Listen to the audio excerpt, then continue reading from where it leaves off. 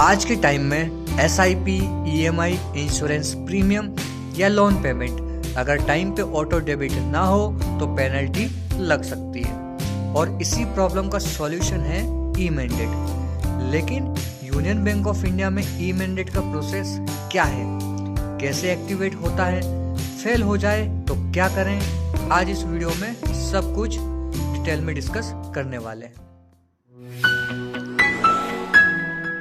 इस वीडियो में हम बात कर रहे हैं यूनियन बैंक ऑफ इंडिया के ई मैंडेट प्रोसेस के बारे में, जो आज के टाइम में ऑलमोस्ट हर कस्टमर के लिए जरूरी हो चुका है।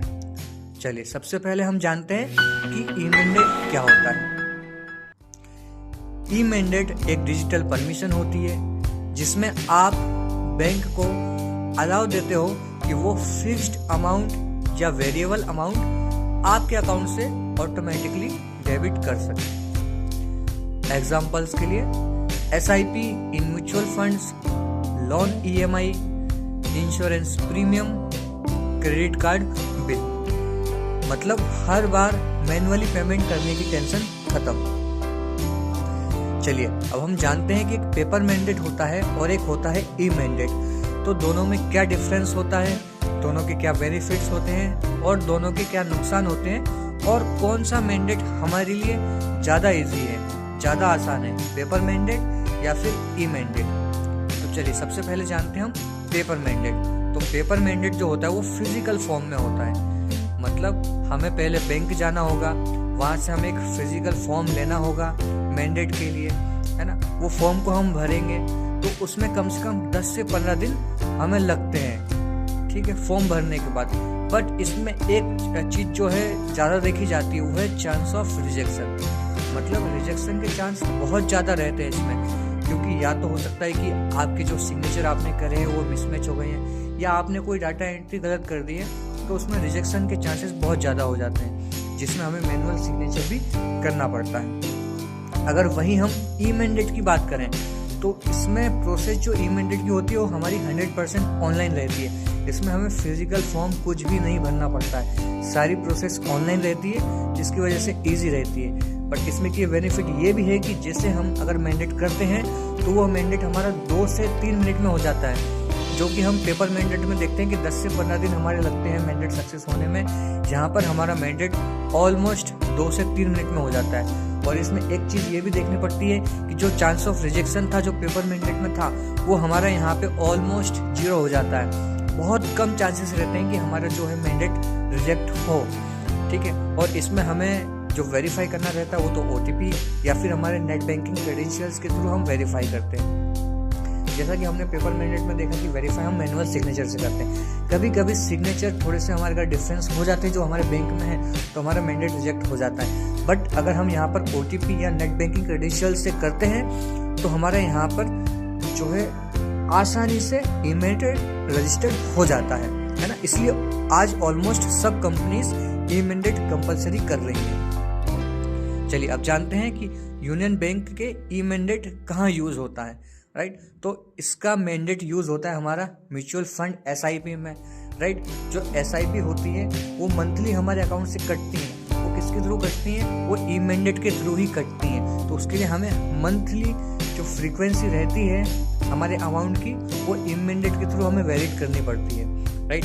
जैसे कि हमारी लोन EMI एक और एग्जांपल है, वहाँ पर यूज़ होता है। अगर हमने मान के चलिए होम लोन करवाया है, राइट, उसकी जो मंथली EMI है 10,000 रुपये की या फिर 15,000 रुपये की, वो हमारे अकाउंट से कटती है। वो कैसे कटती है, वो ई मैंडेट के थ्रू ही कटती है।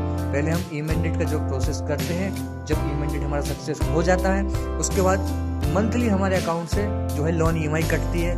उसी तरह से इंश्योरेंस कंपनीज में जो ई मैंडेट का यूज़ होता है, ट्रेडिंग एप्स में ई मैंडेट का यूज़ होता है, और कुछ गवर्नमेंट पेमेंट्स हैं वहाँ पर भी ई मैंडेट का यूज़ होता है। तो अगर आपका मैंडेट एक्टिव नहीं है तो SIP फेल हो सकती है या फिर आपकी EMI बाउंस हो सकती है। तो इसका आपको बहुत ध्यान रखना है कि ई मैंडेट अगर आपका नहीं है या फेल है, कोई और भी रीज़न है, तो आपकी जो है EMI बाउंस हो सकती है। EMI बाउंस में आपको पता ही है कि अगर हमारी EMI बाउंस होती है तो वहाँ पर हमें पेनल्टी भी लगती है, हमें पेनल्टी भी देनी पड़ती है। तो आज के टाइम पर बैंक से रिलेटेड ई मैंडेट एक बहुत ही क्रूशियल टॉपिक बन चुका है, जो कि हर घर में डिस्कस होना चाहिए। ताकि हम पेनल्टी को बचा सकें, हमारी पेनल्टी ना लगे। अब हम जानते हैं कि यूनियन बैंक के ई मैंडेट एक्टिवेट करने के रिक्वायरमेंट्स क्या क्या हैं, किन किन चीज़ों की हमको ज़रूरत है यूनियन बैंक के ई मैंडेट करने के लिए। तो पहली ज़रूरत है हमारी यूनियन बैंक का एक्टिव सेविंग अकाउंट। हमारा जो सेविंग अकाउंट है यूनियन बैंक का वो एक्टिव होना चाहिए। अगर वो एक्टिव है तो हमें आसानी रहेगी ई मैंडेट करने में। दूसरा है रजिस्टर्ड मोबाइल नंबर, मतलब जो नंबर आपके बैंक में रजिस्टर्ड है वो नंबर हमारे पास होना चाहिए। कभी कभी क्या होता है कि जो बैंक में हमने नंबर रजिस्टर्ड करवा रखा है, हो सकता है वो सिम हमारी घूम गई है या वो सिम हमने किसी को दे दी है, तो उस कंडीशन पे OTP जो है उस नंबर पर ही आएगा जो आपका बैंक में रजिस्टर्ड है। और विदाउट OTP बहुत ज़्यादा मुश्किल है कि हम ई मैंडेट ऑनलाइन कर सकें, है ना।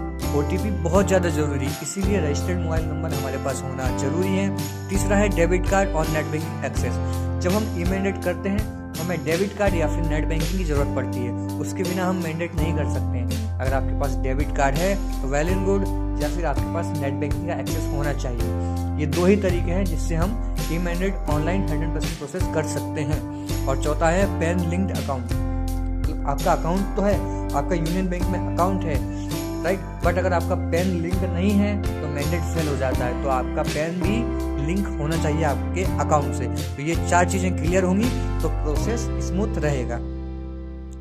चलिए अब समझते हैं कि यूनियन बैंक के ई मैंडेट के स्टेप बाय स्टेप प्रोसेस हम समझते हैं। तो स्टेप 1 क्या है कि जिस ऐप या वेबसाइट से आप SIP या EMI लगा रहे हो वहाँ e mandate auto debit option select करो। स्टेप 2 बैंक लिस्ट में से यूनियन बैंक ऑफ इंडिया को चूज करो। स्टेप 3 अब आपके सामने 2 ऑप्शन आ सकते हैं। पहला ऑप्शन है कि debit card based e mandate, दूसरा ऑप्शन है net banking based e mandate. चलिए सबसे पहले हम समझते हैं कि डेबिट कार्ड मेथड, कि किस तरीके से हम डेबिट कार्ड से हमारा ई मैंडेट हम कर सकते हैं। तो डेबिट कार्ड मेथड में सबसे पहले हमें देखना है कि हमारा कार्ड नंबर क्या है, हमारी एक्सपायरी डेट क्या है, कार्ड में जो एक्सपायरी डेट लिखी रहती है वो, और पीछे हमारा CVV नंबर लिखा रहता है 3 नंबर का वो, और एक है रजिस्टर्ड मोबाइल पर OTP। तो हमें ये सारी चीज़ें फिल करने के बाद OTP आता है और OTP वेरीफाई करना पड़ता है। OTP वेरीफाई होते ही मैंडेट जो है अप्रूव हो जाता है। अब हम समझते हैं कि net banking method, net banking के जरिए हम कैसे हमारे ई मैंडेट को सक्सेस कर सकते हैं। तो नेट बैंकिंग वाले ऑप्शन में आप यूनियन बैंक के पोर्टल पर रिडायरेक्ट होंगे, वहां से आप लॉगिन करेंगे। लॉगिन करने के बाद मैंडेट डिटेल्स आप कंफर्म करेंगे, कंफर्म करने के बाद आप सबमिट करेंगे, उसके बाद एक OTP आएगा। OTP वेरीफाई करने के बाद आपका मैंडेट जो है सक्सेस हो जाएगा। चलिए अब हम समझते हैं कि मैंडेट एक्टिवेट होने में कितना टाइम लगता है। यूजुअली सेम डे या मैक्सिमम 24 आवर्स के अंदर मैंडेट एक्टिवेट हो जाता है। देखिए मैंडेट करते हैं तो कुछ ना कुछ कॉमन प्रॉब्लम जरूर आती है हमारे साथ सामने, राइट। तो हम जानते हैं कि वो कॉमन प्रॉब्लम्स क्या क्या हैं जो हम मैंडेट करते वक्त फेस कर सकते हैं। तो प्रॉब्लम 1, OTP नहीं आ रहा है, राइट। तो मोबाइल नंबर बैंक में अपडेट कराओ या DND चेक करो। ये 2 ऑप्शंस होते हैं जिस कंडीशन पर OTP नहीं आता है। या तो हमारा मोबाइल नंबर जो है बैंक में अपडेट नहीं है, या फिर हमने DND सर्विसेज हमारी बैंक की एक्टिवेट कर रखी है, उस कंडीशन पे OTP नहीं आता है। तो आपको इसके लिए यूनियन बैंक ऑफ इंडिया के कस्टमर केयर से कॉल पर बात करनी पड़ेगी कि हमारा मोबाइल नंबर अपडेट करो, या फिर जो DND है वो चेक करो कहीं एक्टिवेट तो नहीं है। Problem 2, mandate fail.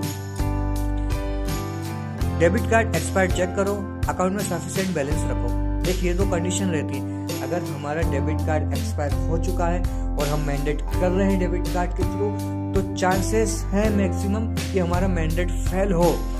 या फिर जब हम जिस टाइम पे मैंडेट कर रहे हैं हमारे अकाउंट में अगर बैलेंस नहीं है, तो उस कंडीशन में भी समटाइम्स जो है हमारा मैंडेट फेल हो जाता है। तो ये 2 चीज़ों का ध्यान रखना है, एक डेबिट कार्ड की एक्सपायरी डेट और दूसरा है कि अकाउंट में सफिशिएंट बैलेंस है या नहीं है। मैंडेट करते वक्त हमेशा अकाउंट में आप सफिशिएंट बैलेंस रखिए, ये इन्फॉर्मेशन आपके लिए बहुत ज़रूरी है। प्रॉब्लम 3 है कि पेंडिंग स्टेटस, 24 आवर्स का वेट करो, ऐप या वेबसाइट पर स्टेटस रिफ्रेश करो। अगर हमारा मैंडेट पेंडिंग स्टेटस में है तो आपको 24 आवर्स का वेट करना है, या फिर आपकी जो वेबसाइट है उस पर स्टेटस जो हमारा मैंडेट का आता है वहाँ आपको उसको रिफ्रेश करना है। Problem number 4, cancel mandate. आप अपनी SIP app bank net banking या कस्टमर केयर से मैंडेट कैंसिल कर सकते हो।